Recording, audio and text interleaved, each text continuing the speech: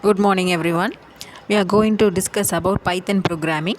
Python is a high-level general-purpose programming language and it has many key features such as the code written in Python is automatically compiled to bytecode and executed. Python can be used as a scripting language and as a language for implementing many web applications. And Python supports many features such as code blocks, functions, classes, modules, and packages. It makes use of object-oriented programming approach. It has many additional features such as built-in data types like strings, lists, tuples, and dictionaries. Python has many different data types like numeric, string, list, tuple, dictionary, and boolean. The first type, numeric, as the name indicates, elements which are of type number or numeric can be represented as a numeric data type. There are two types, integers or real numbers. Integers can be classified as two types, positive number or a negative number. It has no upper bound on the size of the integers. The second type is a real number, that is a floating point number or numbers with decimal points. Here we have given the two examples. N1 is a variable with data type integer and it can store a value 10. And N2 is a real number, that is a number with decimal point, it stores value 2.5.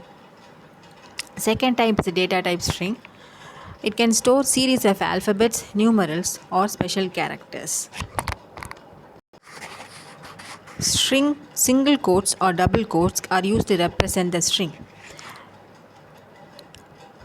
A string in Python can be a series or sequence of alphabets, numerals, or special characters. Similar to C, the first character in the string has an index of 0. There are many operations that can be performed on a string. There are several operators such as slice operator, concatenation operator, and repetition operator for doing many operations on a string.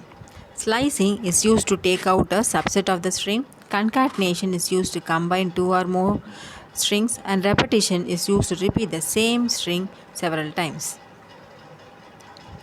Here we are going to see some examples. We have stored the string hello in the variable sample. If you want to repeat the same string, if you want to print the same string 3 times, we just need to write the variable name star 3 and the string will be printed 3 times consecutively. And the second one is a concatenation, where we use the plus operator to print two strings, that is concatenate two strings or combine two or more strings. Sample is already defined and it is given as a hello, and we are going to concatenate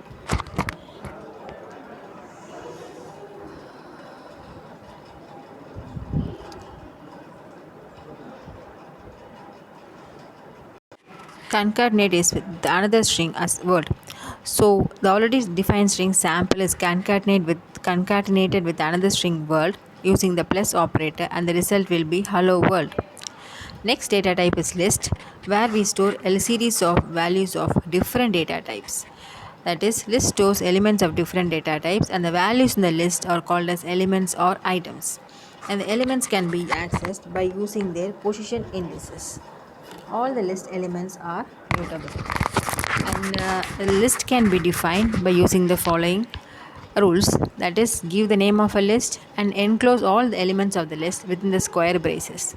Every element in the list is separated by using a commas, and whereas numbers are floating point numbers or real numbers can be given as such, and the string variables can be given inside the quotations.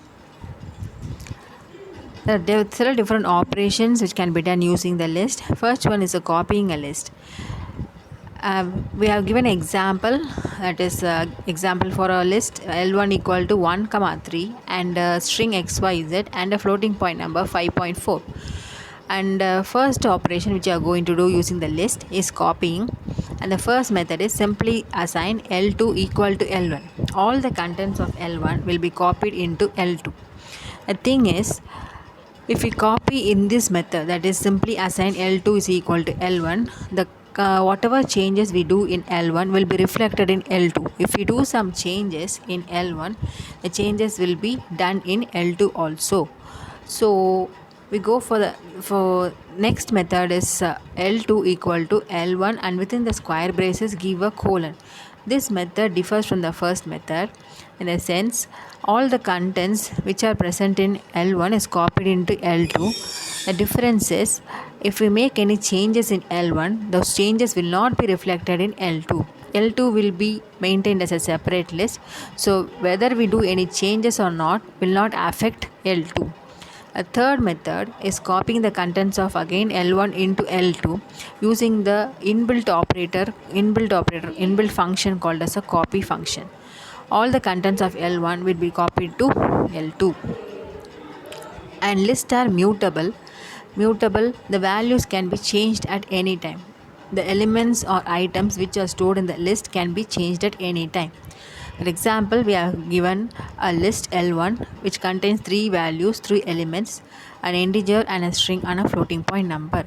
And as usual, the elements of the list are accessed using the position indices. The first example shows you a list and its position index 1, and we are changing it to DEF. The first the list which was given first, it contains ABC as the first element, and this is the element with the index value 1 in the list L1, and we are going to change it to DEF. And since lists are mutable, we can change the elements of the list at any time. So instead of ABC, we are going to store DEF now. So using the position indices, we can change the values of list at any time. So if we print it, the changes are reflected.